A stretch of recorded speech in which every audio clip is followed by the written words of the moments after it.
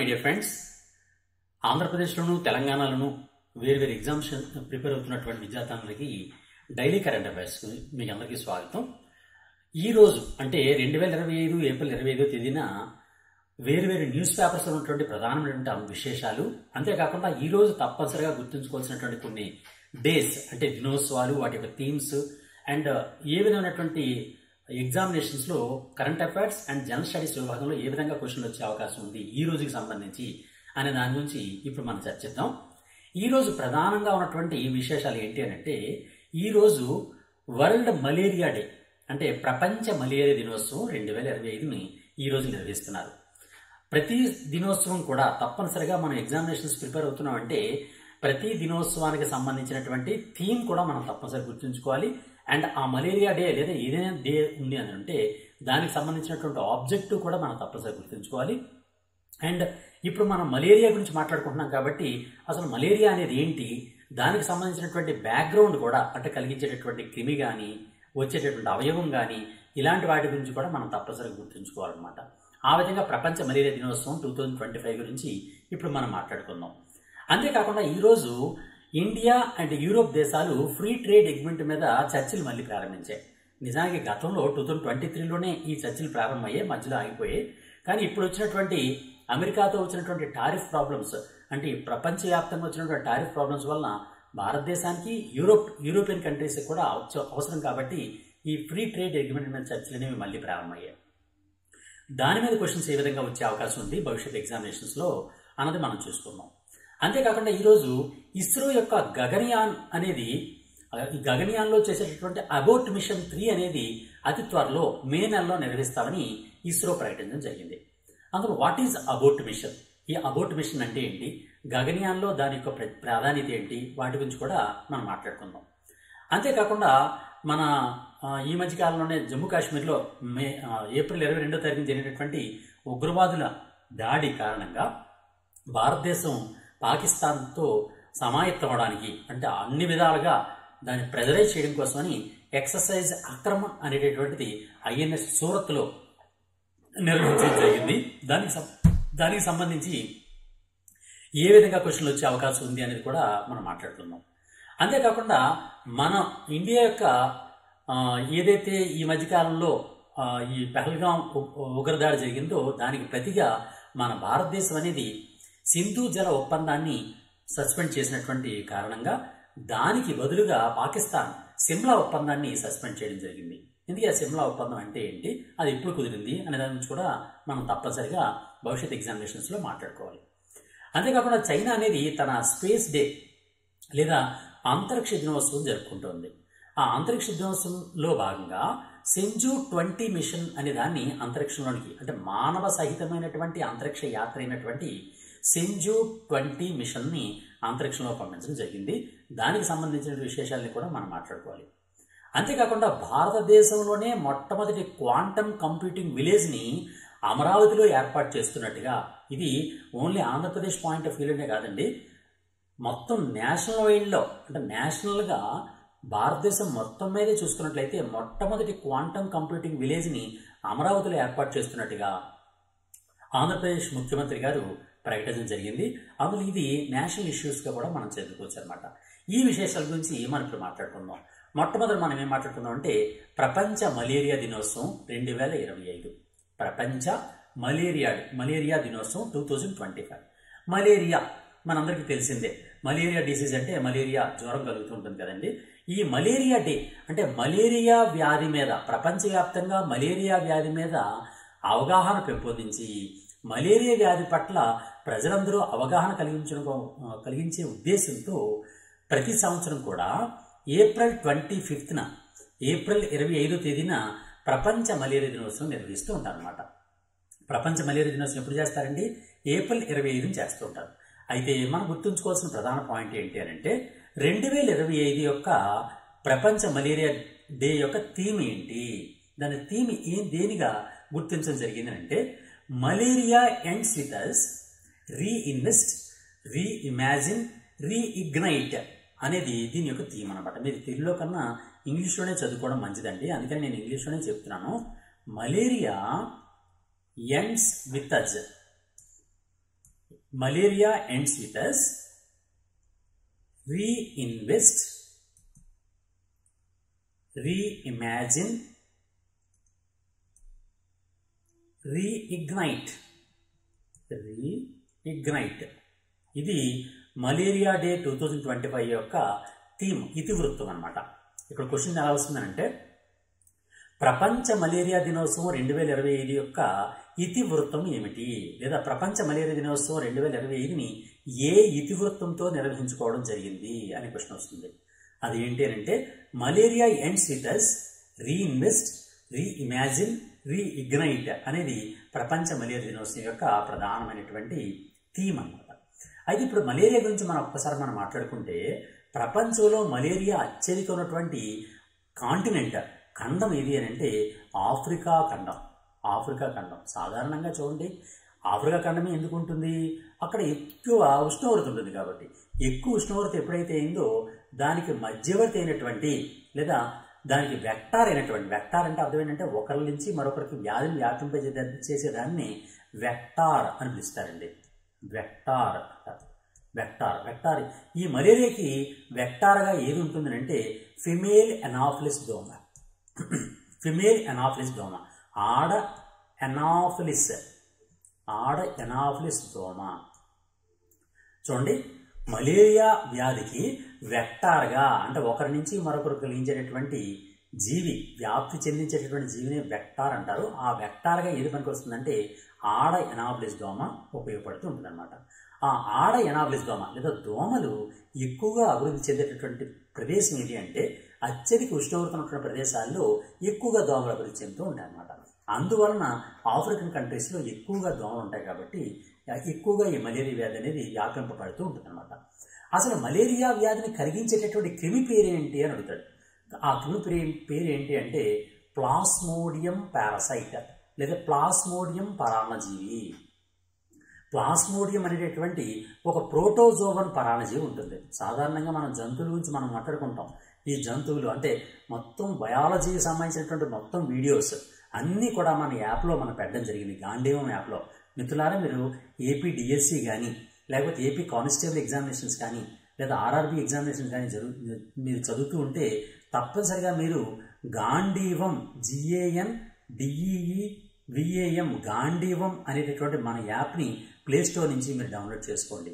ఎందుకంటే ఈ గాంధీవం యాప్లో మీరు ఏ ఎగ్జామ్ ప్రిపేర్ అవుతున్నా, ఆంధ్రప్రదేశ్లో ప్రస్తుతం ఉన్నటువంటి జూనియర్ లెక్చరర్ కానీ, డిగ్రీ లెక్చరర్ కానీ, పాలిటెక్నిక్ లెక్చరర్స్ కానీ, లేకపోతే ఏపీ హైకోర్టు జాబ్స్లో కానీ, ఏపీ డిఎస్సి కానీ, ఏపీ కానిస్టేబుల్ మెయిన్స్లో కానీ, అన్నింటికి సంబంధించినటువంటి వీడియో కోర్సెస్ అనేవి total video courses, science, general science, అంతేకాకుండా general knowledge and current affairs సంబంధించినటువంటి మొత్తం వీడియో కోర్సెస్ అన్నీ కూడా ఈ గాంధీవం యాప్లో పెట్టడం జరిగింది. తప్పనిసరిగా ఈ గాంధీవం యాప్ను డౌన్లోడ్ చేసుకోండి, మీ మిత్రులు కూడా చెప్పండి. సరే, ఇక్కడ విషయం ఏంటంటే, ఇక్కడ ఎందుకు చెప్తున్నానంటే దీనికి సంబంధించినటువంటి మొత్తం ఈ సైన్స్కి సంబంధించినటువంటి మొత్తం బిట్స్ అన్నీ కూడా ఈ గాంధీవం యాప్లో పెట్టామండి. మనం కానిస్టేబుల్లో కానీ లేకపోతే మీరు లెక్చరర్స్ జాబ్లో కానీ అంటే polytechnic lecturers or degree lecturers or junior college lecturers కానీ లేకపోతే హైకోర్టు జాబ్స్లో కానీ ఏపీ విఆర్ఓస్ కానీ లేకపోతే టీఎస్ విఆర్ఓస్ కానీ ఈ ఎన్ని ఎగ్జామ్స్లో కూడా జనరల్ సైన్స్కి చాలా ఎక్కువ ప్రిఫరెన్స్ ఉంటుంది, ఎక్కువ మార్కులు వస్తున్నాయి. అందువలన మీరు కంప్లీట్ ప్యాక్ అంటే సైన్స్కి సంబంధించినటువంటి కంప్లీట్ ప్యాక్ కావాలనుకుంటే గాంధీవం యాప్ని మీరు వెళ్ళండి, గాంధీవం యాప్ని డౌన్లోడ్ చేసుకోండి. ఎందుకంటే యాజ్ ఎ సైన్స్ లెక్చరర్, నేను సైన్స్ లెక్చరర్ కాబట్టి టోటల్ సైన్స్కి సంబంధించినటువంటి ఎగ్జాక్ట్ పాయింట్స్ అన్నీ కూడా ఎగ్జాక్ట్గా డిఫరెంట్గా కాకుండా అంటే ఎగ్జాక్ట్గా ఏవైతే జనరల్ స్టడీస్ విభాగంలో జనరల్ సైన్స్ విభాగంలో క్వశ్చన్స్ వస్తాయో వాటికి సంబంధించినవే కంప్లీట్గా ఏరి కూర్చి దాని వీడియో కింద చేయడం జరిగింది. దానికి పీడిఎఫ్ కూడా ఇవ్వడానికి నేను ప్రయత్నం చేస్తాను. ప్రస్తుతం మాత్రం వీడియో కోర్సెస్ అన్ని లాంచ్ చేయబడినాయి. గాంధీ యాప్ను తప్పనిసరిగా డౌన్లోడ్ చేసుకోండి. సరే, దానిలో ఏం చెప్పానంటే ఈ యానిమల్స్ క్లాసిఫికేషన్ గురించి కూడా ఒక వీడియో చేశాను. దానిలో మొట్టమొదటి విభాగమే ప్రోటోజోవా అనే విభాగం అన్నమాట. ఈ ప్రోటోజోవా విభాగానికి చెందినటువంటి ప్లాస్మోడియం క్రిముల ద్వారా ఈ మలేరియా వ్యాధి కలుగుతూ ఉంటుంది అనమాట. నిజానికి ప్లాస్మోడియం అనేది ఒక ప్రజాతి పేరు అనమాట, ప్రజాతి. దీనిలో మళ్ళీ కొన్ని జాతులు ఉంటాయి. దాన్ని ఏమంటారంటే ప్లాస్మోడియం వైవాక్స్ అని, ప్లాస్మోడియం మలేరియా అని, ప్లాస్మోడియం పాల్సిఫారం అని, ప్లాస్మోడియం ఓవేల్ అని 4 రకాలు ఉంటాయి అనమాట. ప్రధానమైనవి 4 రకాలు ఉంటాయి. ఆ ప్లాస్మోడియం 4 రకాల నుంచి కూడా మలేరియా వ్యాధి అనేది కలుగుతూ ఉంటుందన్నమాట. అందువల్ల ఈ మలేరియా వ్యాధి గురించి మనం తప్పనిసరిగా గుర్తుంచుకోవాలి. ఎందువల్లంటే భారతదేశంలో కూడా ఈ మలేరియా ప్రాబ్లం అనేది చాలా ఎక్కువగా ఉంది. అందువల్ల మనం తప్పనిసరిగా గుర్తుంచుకోవాలన్నమాట. ఈ విధంగా మలేరియా వచ్చినటువంటి మనిషిలో ఈ ప్లాస్మోడియం క్రిములు లోపలికి వెళ్ళిపోయి రక్తంలో ఉన్నటువంటి రక్త కణాలను తినేస్తూ ఉంటాయి అన్నమాట. రక్త కణాలని తినేస్తూ ఉంటాయి. అంతేకాకుండా కాలేయంలోకి వెళ్ళి కాలేయ కణాలు తినేస్తూ ఉంటాయి. ఆ విధంగా మనకి ఎనీమియా కలుగుతుంటుంది. అలాగే కాలేయం కూడా దెబ్బతింటూ ఉంటుంది. ఆ విధంగా మలేరియా వ్యాధి వలన 2 రకాలైనటువంటి సమస్యలు కలుగుతూ ఉంటాయన్నమాట. అసలు ఇందుకీ ఈ మధ్య కాలంలోనే ప్రపంచం 2024 డిసెంబర్లో ఒక రిపోర్ట్ విడుదలైందండి. ఆ రిపోర్ట్ ఏంటి అంటే వరల్డ్ మలేరియా రిపోర్ట్ 2024. చూడండి, దానిలో కొన్ని పాయింట్స్ మీకు చెప్తాను. అన్నీ చెప్పను, కానీ అన్నీ చెప్తే క్లాస్ కట్ అయిపోతుంది కాబట్టి ఓన్లీ ఇంపార్టెంట్ పాయింట్స్ మాత్రం చెప్తాను. World malaria report 2024. ఈ వరల్డ్ మలేరియా రిపోర్ట్ 2024 అనేది డిసెంబర్లో రిలీజ్ అయిందండి. 2024 డిసెంబర్లో రిలీజ్ అయిందండి. ఈ వరల్డ్ మలేరియా రిపోర్ట్ 2024ని అంటే సాధారణంగా వరల్డ్ మలేరియా రిపోర్ట్ అనేది ఏంటి అని అంటే ప్రపంచవ్యాప్తంగా మలేరియా వ్యాధి ఏ ఏ దేశాల్లో వ్యాపించి ఉంది, ఏ దేశాల్లో ఎక్కువగా ఉంది, ఏ దేశాల్లో తక్కువ ఉంది, ఏ దేశాల్లో లేదు అనే దాని మీద వరల్డ్ మలేరియా రిపోర్ట్ అనే దాన్ని WHO అంటే వరల్డ్ హెల్త్ ఆర్గనైజేషన్ వాళ్ళు ప్రతి సంవత్సరం కూడా రిలీజ్ చేస్తూ ఉంటారు అన్నమాట. ఇదే విధంగా ఈ సంవత్సరం వరల్డ్ మలేరియా రిపోర్ట్ 2024ని విడుదల చేయడం జరిగింది. ఈ విధంగా విడుదలైనటువంటి వరల్డ్ మలేరియా రిపోర్ట్ 2024 ప్రకారం 2023లో అంచనాల ప్రకారం ప్రపంచవ్యాప్తంగా మలేరియా కేసుల సంఖ్య ఎంత అని అంటే 263 మిలియన్ల మంది ఈ వ్యాధితో బాధపడుతున్నారట. 263 మిలియన్స్ 263 మిలియన్ల మంది ఈ వ్యాధితో బాధపడుతున్నారట. అంతేకాకుండా ప్రపంచవ్యాప్తంగా చూసుకున్నట్లయితే మొత్తం 263 మిలియన్ల మంది బాధపడుతుంటే దీనిలో ప్రతి 1000 మందికి చూసుకున్నట్లయితే ప్రతి 1000 మందికి అంతకుముందు అంటే 2022లో అయితే 58.6 మంది మాత్రమే ఈ వ్యాధితో బాధపడేవారట. కానీ 2023కి వచ్చినప్పటికి అది కొద్దిగా పెరిగిందట. ప్రతి 1000 మందిలో కూడా 60.4 మంది ఈ మలేరియా వ్యాధితో బాధపడుతున్నారు అని ఈ రిపోర్ట్ తెలియజేసింది. చూడండి, ఈ 2 పాయింట్ చాలా చాలా ఇంపార్టెంట్ అండి. ప్రపంచవ్యాప్తంగా మలేరియా కేసుల సంఖ్య 263 మిలియన్స్. దీని ప్రకారం చూసుకుంటే ప్రపంచంలో ఉన్నటువంటి ప్రతి 1000 మంది మనుషుల్లో చూసుకుంటే 1000 మందిలో 60.4 మంది ఈ మలేరియా వ్యాధితో బాధపడుతున్నారు అని ఈ ప్రపంచ మలేరియా రిపోర్ట్ 2024 అనేది ప్రకటించడం జరిగిందనమాట. దీనిలో అత్యధికంగా ఇంచుమించుగా 94% వరకు కూడా ఆఫ్రికా కాంటినెంట్లోనే ఆఫ్రికాలోనే ఉందన్నమాట. ఇక్కడ మనకి గుర్తుంచుకోవాల్సిన మరొక ఇంపార్టెంట్ పాయింట్ ఏంటంటే వరల్డ్ మలేరియా రిపోర్ట్ 2024 ప్రకారం ఇప్పటిదాకా మన భారతదేశం ఒక గ్రూప్లో ఉండేది. ఆ గ్రూప్ పేరు ఏం పేరు అంటే ఆ గ్రూప్ పేరు కూడా చాలా ఇంపార్టెంట్ ఉండేది. అది ఇండియా ఇప్పటిదాకా ఆ గ్రూప్లో ఉండేది. ఏంటి ఆ గ్రూప్ అంటే HBHI గ్రూప్ అనమాట. HBHI group. మలేరియాకి సంబంధించి HBHI గ్రూప్ అంటే అర్థం ఏంటి అంటే high burden high impact group. అంటే ప్రపంచంలో అత్యధికంగా మలేరియా ఉన్నటువంటి గ్రూప్ వ్యాధి కలిగినటువంటి ఈ దేశాలన్నింటినీ కలిపి HBHI గ్రూప్ అని WHO ప్రకటించింది. అది ఏంటి అంటే high burden high impact group. అంటే మలేరియా వ్యాధి ఎక్కువగా బర్డెన్గా ఉండి దానివల్ల అత్యంత ప్రభావం ఎక్కువ ఉంది ఆ దేశంలో అనేటటువంటి గ్రూప్గా HBHIగా ఉండేది అనమాట. ఆ గ్రూప్లో భారతదేశం ఉండేది. కానీ 2024 మలేరియా రిపోర్ట్ ప్రకారం మొట్టమొదటిసారిగా ఈ రిపోర్ట్ నుంచి ఇండియాని తొలగించడం జరిగింది. ఆ విధంగా భారతదేశం అనేది మలేరియాని జయించడంలో చాలా వేగంగా ముందుకు ప్రయాణం చేస్తోందని ఈ ప్రపంచ మలేరియా రిపోర్ట్ అనేది వరల్డ్ మలేరియా రిపోర్ట్ 2024 అనేది ప్రకటించడం జరిగిందనమాట. ఓకేనండి, ఇది మనం గుర్తుంచుకోవాల్సినటువంటి ప్రధాన పాయింట్లు. అంతేకాకుండా ఇంకా మనం గుర్తుంచుకోవాలి అని అంటే ఈ మలేరియా వ్యాధి నివారణకి ఒక మందు వాడతారండి. క్రింది వారిలో మలేరియాకు ఉపయోగించే ఔషధం ఏది అంటాడు. ఆ ఔషధం పేరు ఏంటి అని అంటే క్లోరోక్విన్. ఈ పాయింట్ మీరు జాగ్రత్త గుర్తుంచుకోవాలి.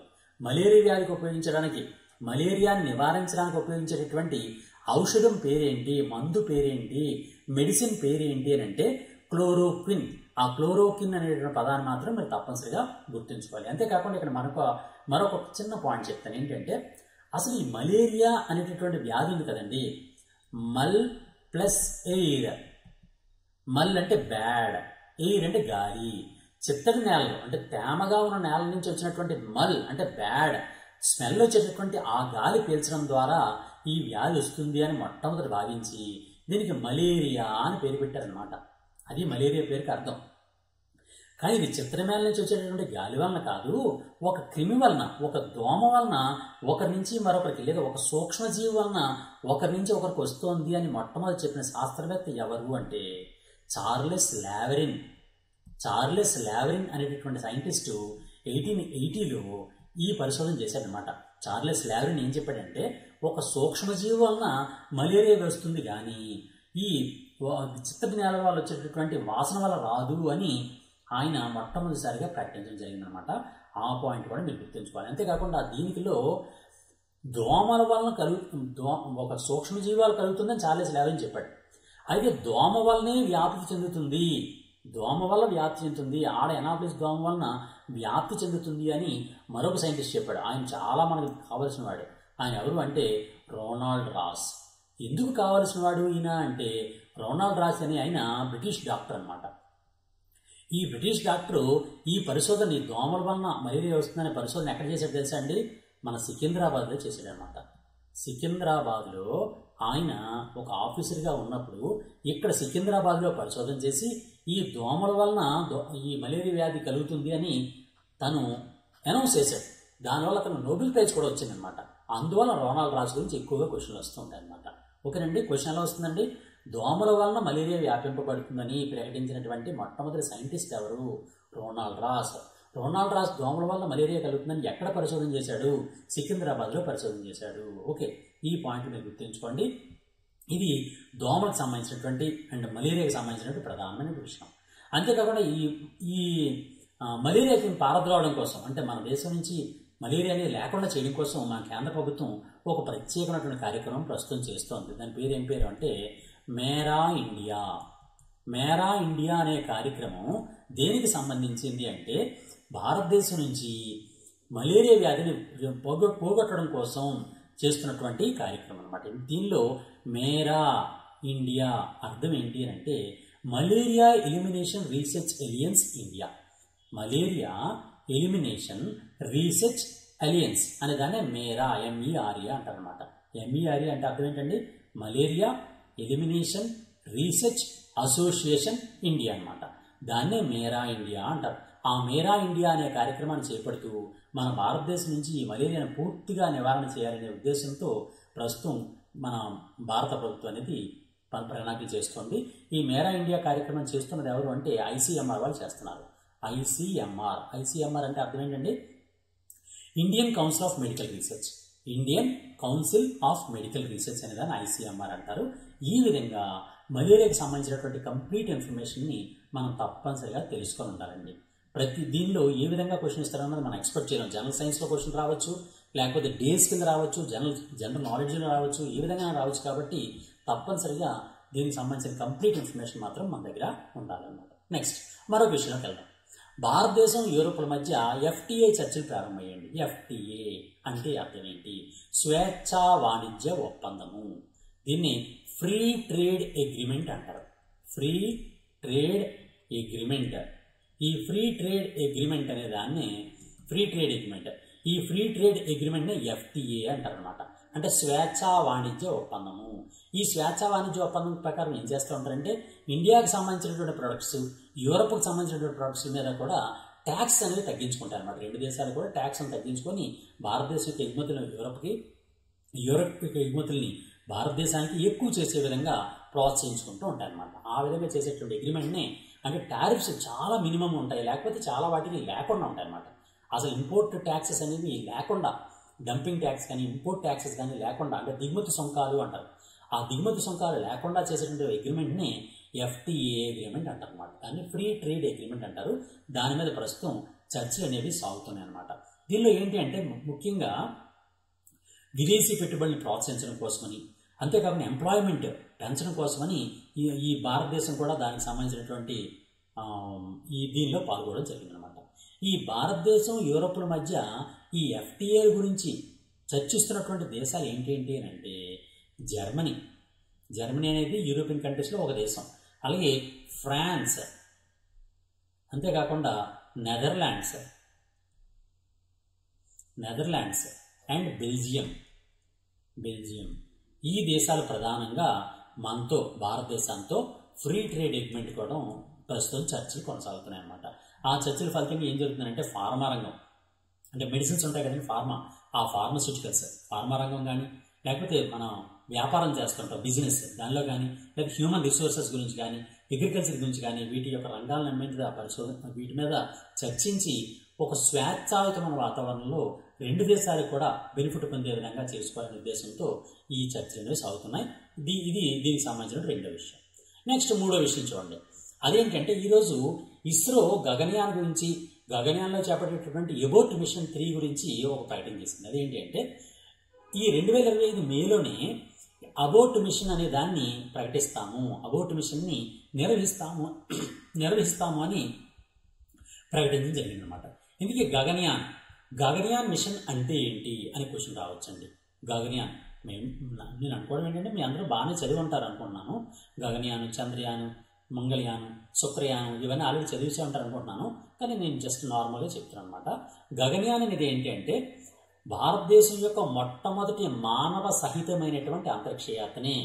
మానవ సహిత అంటే మనుషులతో పాటు వెళ్ళేదన్నమాట. ఇప్పటిదాకా చాలా మిషన్స్ వెళ్ళాయి మనకి, చంద్రయాన్, శుక్రయాన్, మంగళయాన్ ఇవి చాలా వెళ్ళాయి. కానీ ఏవి మానవ సహితమైనది కాదు. మనుషులు తీసుకెళ్ళా, ఆస్ట్రోనాట్స్ని తీసుకెళ్లేదు. ఆస్ట్రోనాట్స్కి కాస్మోనాట్స్కి తేడా ఏంటండి? ఆస్ట్రోనాట్స్ అంటే నాసా, అంటే అమెరికా వాళ్ళు అయితే అంతరిక్ష యాత్రికుల్ని ఆస్ట్రోనాట్స్ అంటారు, రష్యా వాళ్ళైతే కాస్మోనాట్స్ అంటారు అనమాట. ఈ విధంగా అంతరిక్ష యాత్రికులు ఎలా ఏవైతే ఉన్నారో వాళ్ళని మొట్టమొదటిసారిగా తీసుకెళ్లడం కోసం భారతదేశం ప్రారంభించినటువంటి మిషన్ని గగనయాన్ మిషన్ అంటారు. ఈ గగనయాన్ మిషన్లో అనేకమైనటువంటి దశలు ఉంటాయి. ఆ దశల్లో ఒకానొక దశే, ప్రధానమైనటువంటి దశే అబోట్ మిషన్ అన్నమాట. Abbott mission. ఈ అబోట్ మిషన్ అనే దాన్ని మే నెలలో 2025 మేలో చేపడతామని ఈరోజు ఇస్రో వాళ్ళు ప్రకటన జారీ చేశారనమాట. ఇది అబోట్ మిషన్ అంటే ఏంటి అంటే, ఫర్ ఎగ్జాంపుల్ ఒక ర్యాకెట్ ఉంది. ర్యాకెట్ అంటే లేదా ఆ ర్యాకెట్ ద్వారా లేదా క్యాప్సూల్ ద్వారా మనం ఏదైతే స్పేస్ క్రాఫ్ట్ ఉంటుందో స్పేస్ క్రాఫ్ట్ని అంతరిక్షంలో పంపిస్తూ ఉంటాం. ఈ స్పేస్ క్రాఫ్ట్ని అంతరిక్షంలో పంపిస్తున్నప్పుడు ఈ క్యాప్సూల్లో ఏదైనా ప్రాబ్లం వస్తే, క్యాప్సూల్లో లేక ర్యాకెట్లో ఏదైనా ప్రాబ్లం వస్తే ఈ స్పేస్ క్రాఫ్ట్ అనేది వేస్ట్ అయిపోకుండా, పేలిపోకుండా ఈ ర్యాకెట్ నుంచి దూరంగా సురక్షితంగా ఉన్న కోసం దూరంగా తీసుకెళ్లే విధానాన్నే ఎబోట్ మిషన్ అంటారన్నమాట. ఎబోట్ అంటే దూరంగా జరగడం అన్నమాట. ఆ దూరంగా జరగడం అంటే ర్యాకెట్లో ఏమైనా సమస్య వస్తే, ఆ రాకెట్ పేలిపోయే సమస్య వచ్చింది అనుకోండి ఫర్ ఎగ్జాంపుల్, ఆ రాకెట్ పేలిపోయేటప్పుడు ఈ స్పేస్ క్రాఫ్ట్ కూడా పేలిపోద్ది అక్కడే ఉంటే. అందువలన ఆ రాకెట్ నుంచి దూరంగా వెళ్ళిపోవడం కోసం చేసేటువంటి మిషన్ని అబోట్ మిషన్ అంటారు. ఆ అబోట్ మిషన్ని 2025 మేలో నిర్వహిస్తామని భారతదేశం అనేది ప్రకటించడం జరిగింది. అంటే ఇస్రో వాళ్ళు ప్రకటించారు. నిజానికి ఇది మూడో అబోట్ మిషన్ అనమాట. Abbott mission 3. ఇప్పటిదాకా 2 మిషన్స్ అయిపోయాయి. ఫస్ట్ మిషన్ అనేది ఫస్ట్ అబోట్ మిషన్ అనేది 2023 అక్టోబర్లోనే చేసాం, విజయవంతంగా చేసాం అనమాట. 2023 అక్టోబర్లోనే అబోట్ మిషన్ 1 చేయడం జరిగింది. అలాగే అబోట్ మిషన్ 2ని 2024 అక్టోబర్లో చేసాం. 2024 అక్టోబర్లో నిర్వహించామన్నమాట. ఇప్పుడు అబోట్ మిషన్ 3ని 2025 మే నెలలో నిర్వహిస్తామని మన ఇస్రో వాళ్ళు ప్రకటించడం జరిగిందనమాట. అయితే ఇది ఇంచుమించుగా 2025 చివరికి అని గగనయాన్ నిర్వహిస్తామని అంటున్నారు. కానీ 2026లో ప్రారంభంలో కూడా చేయొచ్చని కూడా ఒక ఇంటిమేషన్ ఇవ్వడం జరిగింది. అంటే ప్రస్తుతానికి అయితే 2025 చివరిలో కానీ 2026 ప్రారంభంలో కానీ గగనయాన్ మిషన్ ప్రయోగించడం కోసం మన ఇస్రో అనేది ప్రణాళికలు రచిస్తూ ఉందన్నమాట. ఇది దీనికి సంబంధించినటువంటి ప్రధానమైనటువంటి విషయం. నెక్స్ట్ మరో విషయం చూడండి. మరొకటి ఏంటి అంటే ఎక్సర్సైజ్ ఆక్రమణ్. నిన్న మనకి మన పఠాన్కోట్, మన కాశ్మీర్లో, జమ్మూ కాశ్మీర్లో పెహల్గాంలో ఉగ్రదాడి జరిగినటువంటి నేపథ్యంలో మన భారతదేశం పాకిస్తాన్కి గట్టి సమాధానం ఇవ్వడం కోసమని మొత్తం ఒక పెద్ద స్థాయి సంయుక్త శిక్షణ నిర్వహించడం జరుగుతోంది. ఆ శిక్షణ పేరే ఎక్సర్సైజ్ ఆక్రమణ్. ఈ ఎక్సర్సైజ్ ఆక్రమణ్ అనేది ఏవైతే గగనయాన దళం ఉందో, ఫర్ ఎగ్జాంపుల్ ఎయిర్ ఫోర్స్ ఉంటుంది కదా, ఇంగ్లీష్లో అయితే ఎయిర్ ఫోర్స్ అంటాం. ఆ ఎయిర్ ఫోర్స్ వాళ్ళు చేసేటటువంటి అత్యాధునికమైనటువంటి యుద్ధ విమానాలు, ముఖ్యంగా మనకి రాఫెల్ యుద్ధ విమానాలు, ప్రస్తుతం ఉన్నటువంటి అన్నింటిలో రాఫెల్ యుద్ధ విమానాలే అత్యంత ఆధునికమైనవి. ఆ రాఫెల్ విమానాలతో నిర్వహించుకునేటువంటి ఎక్సర్సైజ్ని ఎక్సర్సైజ్ ఆక్రమణ్ అని పిలుస్తున్నారు అనమాట. ఈ ఎక్సర్సైజ్ ఆక్రమణ్ అనేది ఐఎన్ఎస్ సూరత్తో సహా కలిపి చేశారనమాట. ఐఎన్ఎస్ సూరత్ అనేటువంటి యుద్ధనౌక ఉంది. ఆ ఐఎన్ఎస్ సూరత్తో కలిపి ఈ ఎక్సర్సైజ్ ఆక్రమణ్ అనే దాన్ని నిర్వహించడం జరిగిందనమాట. దీనిలో వేరు వేరు వ్యూహాలని చేస్తూ అత్యాధునికమైనటువంటి మిషనరీని నిజంగా మనకి యుద్ధం వచ్చినటువంటి ఇప్పుడైతే ఎలా చేస్తారో ఆ విధంగానే బ్రహ్మోస్ మిసైల్స్ని, బరాక్ మిసైల్స్ని, అన్ని మిసైల్స్ని మనం తీసుకొచ్చి అత్యంత ఆధునికమైనటువంటి మిసైల్ అన్ని కూడా టెస్ట్ చేయడం కోసం ఈ ఎక్సైజ్ ఆక్రమణ అనే దాన్ని ప్రస్తుతం భారతదేశం నిర్వహించిందనమాట. అంతేకాకుండా ఐఎన్ఎస్ సూరత్ ఉంది కదండి, ఐఎన్ఎస్ సూరత్ అనేది ఈ ప్రస్తుతం ఒక పెద్దదైనటువంటి ఒక యుద్ధ నౌక. ఆ యుద్ధ నౌకలో కూడా దీనికి సంబంధించినటువంటి ప్రధానమైనటువంటి విన్యాసాలని నిర్వహించుకోవడం జరిగిందనమాట.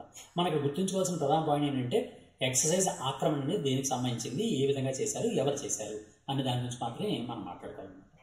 నెక్స్ట్, మనం ఆల్రెడీ సింధు జల ఒప్పందాలు అంటే మన భారతదేశం అనేది సింధు జల ఒప్పందాన్ని రద్దు చేసుకోవడం జరిగింది.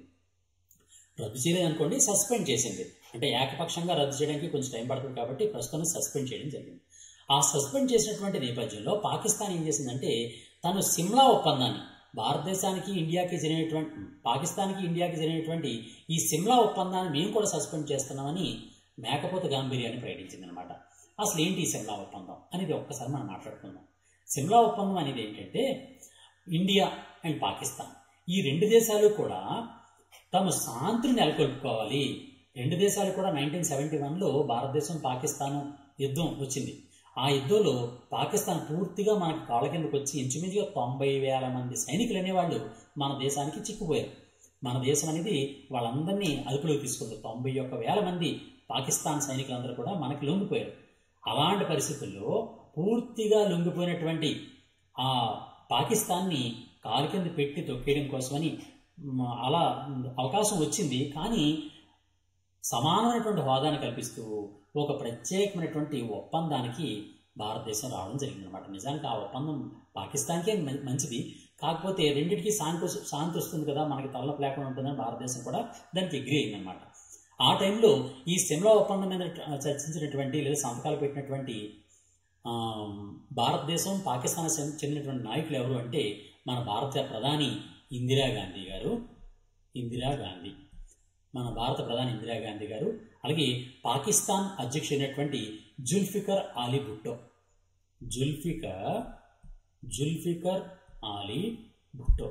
ఈ జుల్ఫికర్ ఆలీ భుట్టో గారు, ఇందిరాగాంధీ గారు సంయుక్తంగా 1971లో పాకిస్తాన్ ఓడిపోయిన తర్వాత జరిగినటువంటి ఒప్పందమే సిమ్లా ఒప్పందం అనమాట. ఈ సిమ్లా అనేది మీ అందరికీ తెలుసు కదండి, హిమాచల్ రాష్ట్రంలో ఉన్నటువంటి సిమ్లా. ఈ హిమాచల్ రాష్ట్రంలో ఉన్నటువంటి సిమ్లాలో 1972 జూలై 2న ఈ ఒప్పందం అనేది కుదిరిందనమాట. ఈ ఒప్పందం ప్రకారం ఏంటంటే భారతదేశం పాకిస్తాన్ రెండు కూడా కాల్పుల విరమణ ప్రకటించాలి. అకారణంగా ఒకరి మీద ఒకరు కాల్పులు చేసుకోకూడదు, ఒకరికొకరు సపోర్ట్ చేసుకోవాలి తప్ప ఒకరికొకరు ఎట్టి పరిస్థితుల్లో కూడా హాని కలిగించకూడదు అని ఇరు దేశాలు కూడా సమానమైనటువంటి హోదాలో 1972 జూలై 2న ఒప్పందం కుదుర్చుకోవడం జరిగిందనమాట. అంతేకాకుండా ఈ ఒప్పందంలో ఒక ప్రధానమైనటువంటి పాయింట్ ఏంటి, పాకిస్తాన్ ఎందుకు దాన్ని సస్పెండ్ చేసిందంటే ఈ ఒప్పందం ప్రకారం ఏంటంటే మూడవ పార్టీ రావాల్సిన అవసరం లేదు. కేవలం ఈ ఇద్దరు దేశాలు మాత్రమే సంయుక్త చర్చల ద్వారా మాత్రమే తమ యొక్క సమస్యలన్నీ పరిష్కరించుకుంటాము, అంతేగాని మూడో పార్టీని రానివ్వము అని సిమ్లా ఒప్పందంలో నోట్ చేశారనమాట. కానీ పాకిస్తాన్ ఏంటంటే మూడో పార్టీని కూడా తీసుకొచ్చి భారతదేశానికి ఇబ్బంది పెట్టాలనే ఉద్దేశంతో ఉంది ప్రస్తుతం. కానీ ఈ సిమ్లా ఒప్పందంలో మాత్రం మూడో పార్టీ జోక్యం లేకుండా కేవలం ఇరు దేశాలు మాత్రమే చర్చల ద్వారా శాంతియుతంగానే తమ సమస్యల్ని పరిష్కారం చేసుకుంటామని ఈ ఒప్పందంలో కుదుర్చుకోవడం జరిగిందనమాట. అదే సిమ్లా ఒప్పందం. ఇప్పుడు ఆ సిమ్లా ఒప్పందాన్ని 1972లో కుదిరినటువంటి ఆ సిమ్లా ఒప్పందాన్ని ప్రస్తుతం పాకిస్తాన్ అనేది రద్దు చేయడం జరిగింది. ఇక్కడ మీకు ఒక విషయం చెప్తాను. ఏంటి అంటే పాకిస్తాన్కి భారతదేశానికి మధ్య ఉన్నటువంటి సమస్య ఏంటి అంటే సరిహద్దు సమస్య, భారతదేశానికి అండ్ పాకిస్తాన్కి మధ్య. అయితే ఇక్కడ మనం గుర్తుంచుకోవాల్సిన ప్రధాన పాయింట్ ఏంటంటే సరిహద్దు రేఖల పేర్లు ఏంటి అనేది ఒక్కసారి మనం మాట్లాడుకుందాం. సరిహద్దు రేఖలు ఉంటాయి కదండి, భారతదేశం పాకిస్తాన్, పాకిస్తాన్ల మధ్యనటువంటి పాక్ మధ్యనటువంటి మా బార్డర్ రేఖను ఏమంటారంటే రాడ్క్లిఫ్ లైన్ అంటారు. రాడ్క్లిఫ్ లైన్ అనేది భారత పాక్ దేశాల మధ్యనటువంటి సరిహద్దు, అంతర్జాతీయ సరిహద్దుని రాడ్క్లిఫ్ లైన్ అంటారు. అంతేకాకుండా భారతదేశం సంబంధించినటువంటి జమ్మూ కాశ్మీర్ పిఓకేని అంటే పాక్ ఆక్యుపైడ్ కాశ్మీర్ని పాకిస్తాన్ ఆక్రమించింది. అందువల్ల కొంత భాగం భారత్కు చెందినటువంటి పిఓకే అంటే కాశ్మీర్ యొక్క కొంత ప్రాంతం పాకిస్తాన్లోకి వెళ్ళిపోయింది. అందువలన పిఓకేకు భారతదేశానికి మధ్యన ఉన్నటువంటి లైన్ ఏమని పిలుస్తారంటే ఎల్ఓసి అని పిలుస్తారు. ఎల్ఓసి అంటే అర్థం ఏంటంటే లైన్ ఆఫ్ కంట్రోల్ అని అర్థం అనమాట. ఎల్ఓసి అంటే లైన్ ఆఫ్ కంట్రోల్ అని అర్థం. ఈ విధంగా భారత పాకిస్తాన్ మధ్య ఉన్నటువంటి అంతర్జాతీయ సరిహద్దునైతే రాడిక్లిఫ్ లైన్ అంటారు. అలా కాకుండా జమ్మూ కాశ్మీర్లో పాకిస్తాన్ అనేది కాశ్మీర్ సగం భాగాన్ని ఆక్రమించిన తర్వాత, కొంత భాగాన్ని ఆక్రమించిన తర్వాత ఆ పిఓకేలో ఉన్నటువంటి భాగానికి భారతదేశానికి మధ్య ఉన్నటువంటి ఆ లైన్ని ఎల్ఓసి అని పిలుస్తారనమాట. అది రెండో సరిహద్దు. మరో సరిహద్దు ఏంటంటే మరొక పొరుగు దేశం మనదేంటి, భారత్ చైనా. చైనాకి భారతదేశానికి మధ్య ఉన్నటువంటి లైన్ ఏమని పిలుస్తారంటే మెక్మోహన్ లైన్ అంటారు. మెక్మోహన్ అనే వ్యక్తి దీన్ని లిఖించాడు కాబట్టి దీన్ని మెక్మోహన్ రేఖ అని పిలుస్తారు. మెక్మోహన్ లైన్ ఏ దేశాలకండి, భారత్ అండ్ చైనా. అలాగే పిఓకేకి పై భాగంలో పిఓకేకి అటాచ్ చేస్తూ ఆఫ్ఘనిస్తాన్ కూడా అటాచ్ అయి ఉంటుంది. అందువలన అది నిజానికి భారతదేశాందే, పిఓకే కూడా భారతదేశాన్ని కాబట్టి ఆ భారతదేశం అంటే పిఓకేకు ఆఫ్ఘనిస్తాన్కు మధ్య, ఆఫ్ఘనిస్తాన్ భారతదేశానికి అంటే పిఓకేకి ఆఫ్ఘనిస్తాన్కి మధ్య ఉన్నటువంటి లైన్ ఏమని పిలుస్తారంటే డ్యూరాండ్ లైన్ అంటారు. డ్యూరాండ్ రేఖ. డ్యూరాండ్ రేఖ అనేది ఎవరెవరికండి, భారత్ ఆఫ్ఘనిస్తాన్ మధ్య ఉన్నటువంటి రేఖనే డ్యూరాండ్ లైన్ అంటారు. అలాగే మన భారతదేశం యొక్క భాగాల్ని పాకిస్తాన్ ఎలాగైతే ఆక్రమించుకుందో చైనా కూడా అలాగే ఆక్రమించుకుంది. ఆ విధంగా ఆక్రమించుకున్న తర్వాత భారతదేశానికి చైనాకి మధ్యనటువంటి ఆ పొజిషన్, ప్రస్తుతం ఉన్నటువంటి పొజిషన్ ఏమని పిలుస్తారంటే ఎల్ఏసి అంటారు. ఎల్ఏసి చూడండి, ఎల్ఓసి వేరు, ఎల్ఏసి వేరు. ఎల్ఏసి అంటే అర్థం ఏంటంటే లైన్ ఆఫ్ యాక్చువల్ కంట్రోల్ అని అర్థం అన్నమాట. లైన్ ఆఫ్ యాక్చువల్ కంట్రోల్ అంటారు. భారత్ చైనాల మధ్య ఉన్నటువంటి ప్రస్తుతం నిజంగా ఉన్నటువంటి సరిహద్దుని ఏమంటారంటే లైన్ ఆఫ్ యాక్చువల్ కంట్రోల్ అంటారు. భారత్ పాకిస్తాన్లకి కాశ్మీర్లో ఉన్నటువంటి సరిహద్దుని ఎల్ఓసి లైన్ ఆఫ్ కంట్రోల్ అంటారు అనమాట. అది ఆ తేడా మాత్రం మనం తప్పనిసరిగా గుర్తుంచుకోవాలన్నమాట. ఇది మనం గుర్తుంచుకోవాల్సినటువంటి ప్రధానమైన పాయింట్. నెక్స్ట్ మరో విషయంలోకి వెళ్దాం. అదేంటంటే షెంజూ 20 మిషన్ అండ్ చైనా అంతరిక్ష దినోత్సవం. నిజానికి ఏంటంటే ఈరోజు షెంజూ 20 అనేటువంటి మిషన్ని మన చైనా అనే వాళ్ళు ప్రకటించడం జరిగింది. ఎప్పుడు ప్రారంభించారు అంటే షెంజూ 20 మిషన్ ఎప్పుడు చేపట్టారంటే 2025 ఏప్రిల్ 24 అంటే నిన్న నైట్ వీళ్ళు చేశారనమాట. 2025 ఏప్రిల్ 24వ తేదీన షెంజూ 20 మిషన్ అనే దాన్ని చైనా చేపట్టడం జరిగింది. ఏ లక్ష్యంతో చేపట్టారు అంటే ఇక్కడ ఒక విషయం చెప్తాను. చైనా ఏంటంటే తనకు ఒక అంతరిక్ష స్టేషన్ నిర్మించుకుంటుంది. నిజానికి ప్రస్తుతం ప్రపంచవ్యాప్తంగా ఒకే ఒక అంతరిక్ష స్టేషన్ ఉంది. దాని పేరు ఏమిటంటే ఐఎస్ఎస్ అంటే ఇంటర్నేషనల్ స్పేస్ స్టేషన్ అంటారు. దాన్ని ఇంటర్నేషనల్ స్పేస్ స్టేషన్ అంటారు. ఆ ఇంటర్నేషనల్ స్పేస్ స్టేషన్ కాకుండా చైనా తనకు సొంతంగా ఒక ప్రత్యేకమైనటువంటి స్పేస్ స్టేషన్ నిర్మించుకుంటుంది. దాని పేరు ఏం పేరంటే Tiangong space station. Tiangong space station అంటారు. ఇవన్నీ చాలా చాలా ఇంపార్టెంట్ అండి. సైన్స్ అండ్ టెక్నాలజీలో ఈ క్వశ్చన్స్ వస్తాయి తప్పనిసరిగా. తియాంగాంగ్ స్పేస్ స్టేషన్ ఎవరికి సంబంధించిందండి? చైనా యొక్క స్పేస్ స్టేషన్ని తియాంగాంగ్ స్పేస్ స్టేషన్ అని పిలుస్తారు. ఈ తియాంగాంగ్ స్పేస్ స్టేషన్కి మానవ సహితమైనటువంటి అంతరిక్ష యాత్రను చేపట్టడమే ఈ షెంజూ 20 యొక్క ప్రధానమైన లక్ష్యం అన్నమాట. ఓకేనండి, షెంజూ 20 లక్ష్యం ఏంటి? షెంజూ 20 మిషన్ ద్వారా తియాంగాంగ్ అంటే చైనా యొక్క స్పేస్ స్టేషన్ అయినటువంటి తియాంగాంగ్కి మనుషులను పంపించడం జరిగింది. మానవ సహితమైనటువంటి అంతరిక్ష యాత్రని చేపట్టడం జరిగింది. ఇప్పుడు 2025 ఏప్రిల్ 24వ తేదీన అంటే నిన్న చేశారు. ఇది మనం గుర్తుంచుకోవాల్సిన అవసరం. అయితే ఈ తియాంగాంగ్ స్పేస్ స్టేషన్కి ఇప్పటిదాకా ఎన్నిసార్లు మానవ సహితమైనటువంటి అంతరిక్ష యాత్రని చైనా చేసింది అనే క్వశ్చన్ కూడా వచ్చే అవకాశం ఉంది. అది 9 సార్లు అండి. ఇప్పటివరకు 9 సార్లు మానవుల్ని అటునుంచి ఇటు తీసుకురావడం జరిగింది అనమాట. ఆ విధంగా 9 సార్లు చేసింది. నిజానికి మానవ సహితమైనటువంటి అంతరిక్ష యాత్రని ఇప్పుడు దాకా చైనా అనేది 15 సార్లు చేయడం జరిగింది.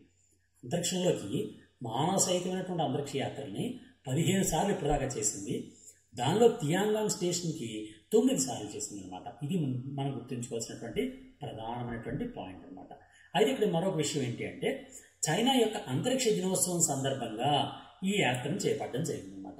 ఇది చైనా యొక్క అంతరిక్ష దినోత్సవం ఎప్పుడు చేస్తారు అంటే ప్రతి సంవత్సరం కూడా ఏప్రిల్ 24వ తేదీన, ప్రతి సంవత్సరం ఏప్రిల్ 24వ తేదీన చైనా అనే వాళ్ళు చైనా అంతరిక్ష దినోత్సవం లేదా చైనా స్పేస్ డే అనేది నిర్వహిస్తూ ఉంటారన్నమాట. ఇది మనం గుర్తుంచుకోవాల్సిన అవసరం. ఇక్కడ మరొక విషయం ఏంటంటే చైనా యొక్క అంతరిక్ష రంగం లేదా అంతరిక్ష సంస్థ పేరేంటి అనేటటువంటి అవకాశం కూడా అడిగే అవకాశం ఉందన్నమాట.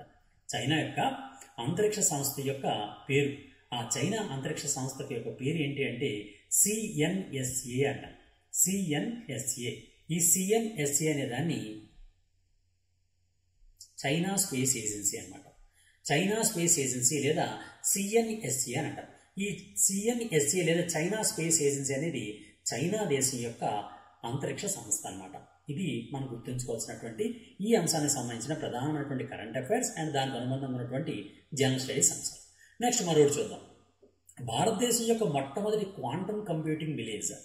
భారతదేశం యొక్క మొట్టమొదటి క్వాంటమ్ కంప్యూటింగ్ విలేజ్ అనేది అమరావతిలో ప్రారంభిస్తున్నట్టుగా ఆంధ్రప్రదేశ్ ముఖ్యమంత్రి నారా చంద్రబాబు నాయుడు గారు ప్రకటించడం జరిగిందనమాట.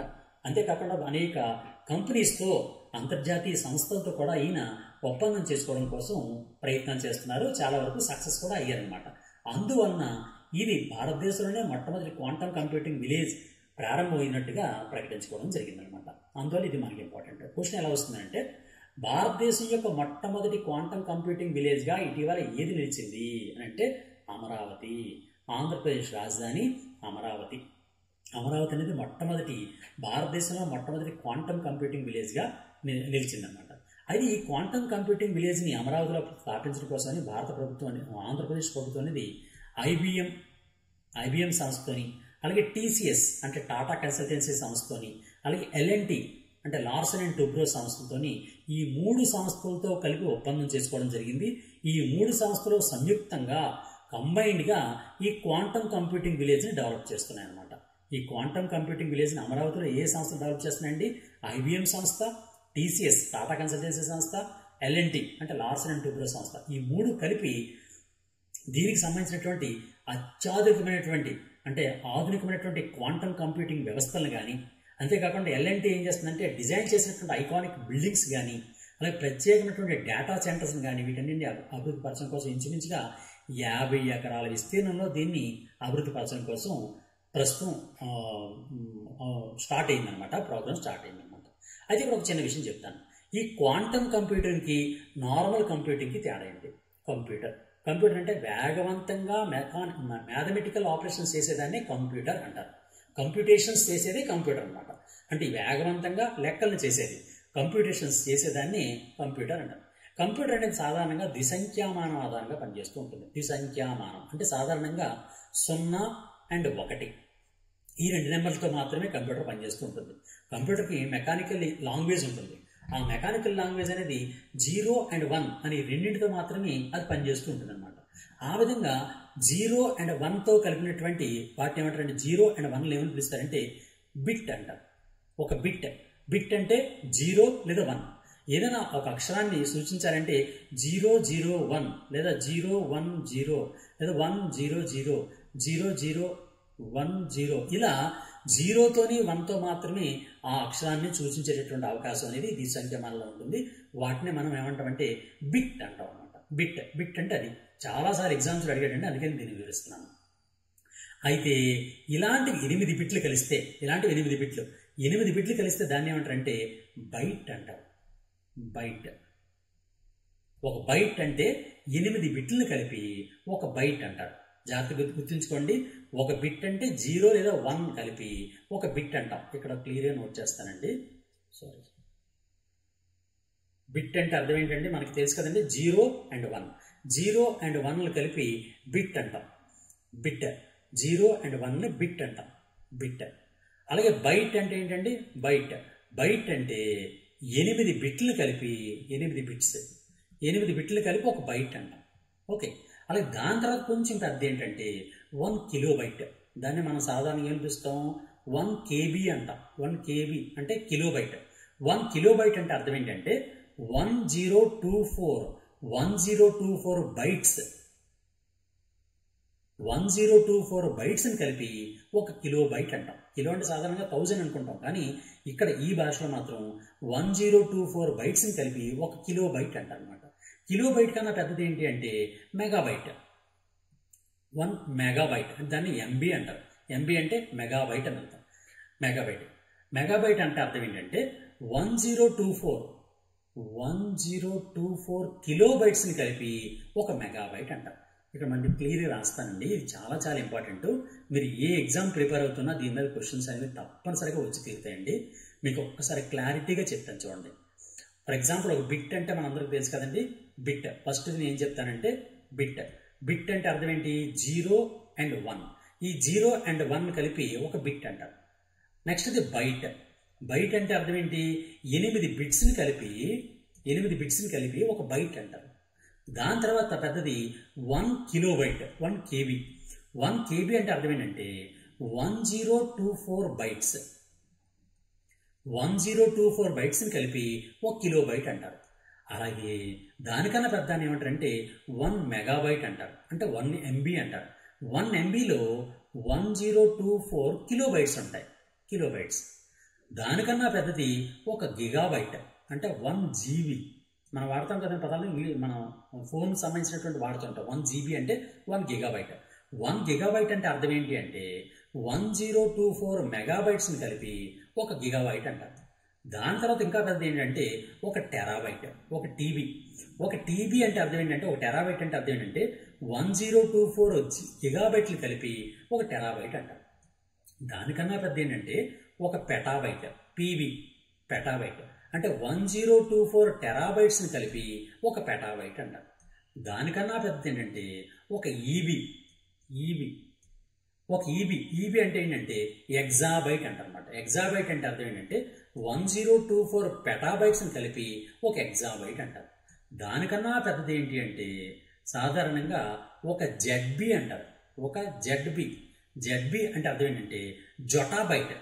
దాన్ని ఏమంటారంటే 1 జొటాబైట్ అంటారు. జొటాబైట్ అనేది ఏంటి అర్థం అంటే 1024 EBని కలిపి 1024 EB అంటే ఏంటంటే ఎగ్జాబైట్ అన్నాను. ఆ ఎగ్జాబైట్లు కలిపి 1 ZB అంటే 1 జొటాబైట్ అంటారు. దానికన్నా పెద్దది, అన్నిటికన్నా పెద్దది ఎంత అంటే 1 YB అంటే అర్థం ఏంటంటే యొటాబైట్.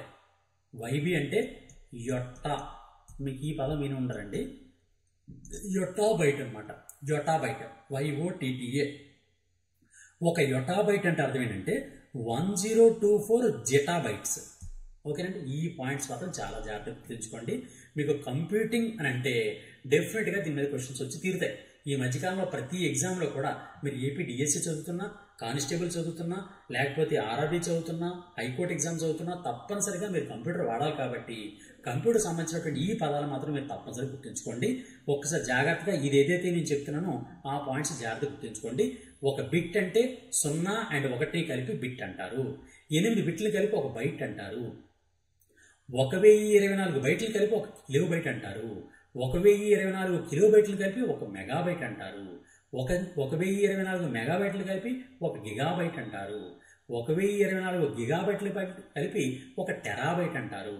1024 టెరాబైట్లు కలిపి 1 పెటాబైట్ అంటారు. 1024 పెటాబైట్లు కలిపి 1 ఎగ్జాబైట్ అంటారు. 1024 ఎగ్జాబైట్లు కలిపి 1 జొటాబైట్ అంటారు. 1024 జొటాబైట్లు కలిపి 1 యొటాబైట్ అంటారు. ఈ పాయింట్లు చాలా చాలా ఇంపార్టెంట్ అండి. చాలా జాగ్రత్తగా గుర్తుంచుకోండి. ఈ విధంగా మనం ఏ పాయింట్ అయినా మనం చదివామంటే కంపల్సరీగా మనం ఎలా చదవాలి? 360 degrees యాంగిల్లో చదవాలి. ఏదో పాయింట్ చదివేసాం, అది అయిపోయింది, కరెంట్ అఫైర్స్ అయిపోయింది అనుకోకూడదు. కరెంట్ అఫైర్స్ సంబంధించినటువంటి కంప్లీట్ ఇన్ఫర్మేషన్ మీకు ఇప్పుడు చూడండి. మనం ఏం చేసాం? కంప్లీట్గా డేస్ గురించి మనం మాట్లాడుకున్నాం. అంతేకాకుండా మనం కంప్లీట్గా మనం ఇదేంటంటే మాట్లాడుకున్నాం అంటే మొత్తం డేస్ గురించి మాట్లాడుకున్నాం. నెక్స్ట్ ఒక ఎకానమీ పాయింట్ ఆఫ్ వ్యూలో మనం భారత్ అండ్ యూరోప్కి సంబంధించినటువంటి ఫ్రీ ట్రేడ్ అగ్రిమెంట్ గురించి మాట్లాడుకున్నాం. సైన్స్ అండ్ టెక్నాలజీలో గగనయాన్ గురించి మాట్లాడుకున్నాం. ఎక్సర్సైజ్ ఆక్రమణ గురించి మాట్లాడుకున్నాం.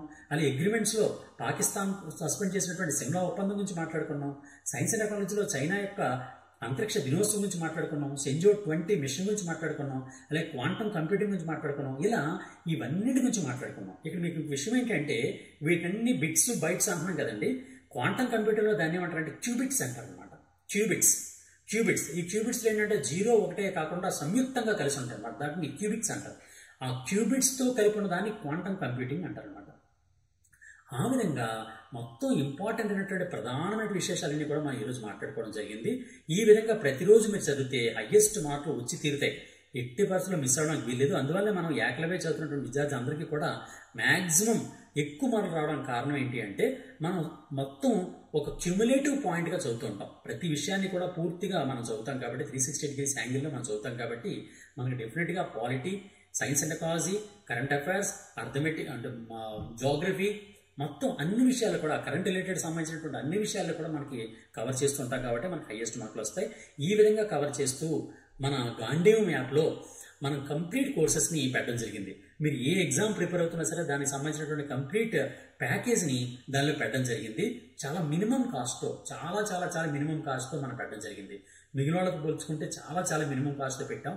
మీకు సంబంధించి మీరు for example junior lecturers prepare అవుతున్నా, డిగ్రీ కాలేజ్ లెక్చరర్స్ ప్రిపేర్ అవుతున్నా, పాలిటెక్నిక్ కాలేజ్ లెక్చరర్స్ ప్రిపేర్ అవుతున్నా, తెలంగాణ విఆర్ఎస్ ప్రిపేర్ అవుతున్నా, ఆంధ్రప్రదేశ్ కానిస్టేబుల్ మెయిన్స్ ప్రిపేర్ అవుతున్నా, రైల్వే గ్రూప్ డి కానీ, రైల్వే ఏఎల్పి కానీ, రైల్వే ఎన్టీపీసీ కానీ, లేకపోతే ఏపీ హైకోర్టు ఎగ్జామినేషన్స్ కానీ, ఆంధ్రప్రదేశ్ డిఎస్సి ఎగ్జామినేషన్స్ కానీ, తెలంగాణ డిఎస్సి ఎగ్జామినేషన్ కానీ, మీరు ఏ ఎగ్జామ్ ప్రిపేర్ అవుతారో దానికి సంబంధించినటువంటి complete general studies and current affairs అనేవి వీడియోస్ అండ్ పీడిఎఫ్ రూపంలో మన యాప్లో ఉన్నాయి. అందులో తప్పనిసరిగా ప్రతి ఒక్కరు కూడా గాంధీవం యాప్ను డౌన్లోడ్ చేసుకోండి. ప్లేస్టోర్ నుంచి GANDEEVAM గాంధీవం అని ప్లేస్టోర్లో టైప్ చేస్తే మీరు గాంధీవం యాప్ను పొందుతారు. లేకపోతే ఈ వీడియో యొక్క డిస్క్రిప్షన్లో కూడా దానికి సంబంధించిన లింక్ ఇస్తాను. ఆ లింక్ ద్వారా కూడా మీరు యాప్ని డౌన్లోడ్ చేసుకొని తప్పనిసరిగా వినియోగించుకోండి. మిత్రులారా, నేను ఒక చిన్న రిక్వెస్ట్ అన్నది అదేంటి అంటే తక్కువ మంది చూస్తే నేను కూడా డిస్కరేజ్ అవుతాను కాబట్టి మీరు తప్పనిసరిగా మీ మిత్రులు కూడా మీరు పంపించండి ఈ వీడియోస్ని పంపించి తప్పనిసరిగా మీకు ఉన్నటువంటి ఫ్రెండ్స్కి, మీరున్నటువంటి వాట్సాప్ గ్రూపుల్లోని, మీరున్నటువంటి టెలిగ్రామ్ గ్రూపుల్లో కూడా తప్పనిసరిగా షేర్ చేసి మన విద్యార్థులు ఎక్కువ మందికి మన మెటీరియల్ వెళ్ళే విధంగా సహాయం చేస్తారని మిమ్మల్ని కోరుతున్నాను. ప్రతిరోజు కూడా మ్యాక్సిమం 7:15 కల్లా నేను వీడియో ఇవ్వడం కోసం ప్రయత్నం చేస్తాను ఎవ్రీడే. తప్పనిసరిగా మీరు అత్యంత వేగంగా అత్యంత పెద్ద ఉద్యోగంలో స్థిరపడాలని కోరుకుంటూ all the best. God bless you. Thank you very much. తప్పనిసరిగా షేర్ చేయండి. Thank you.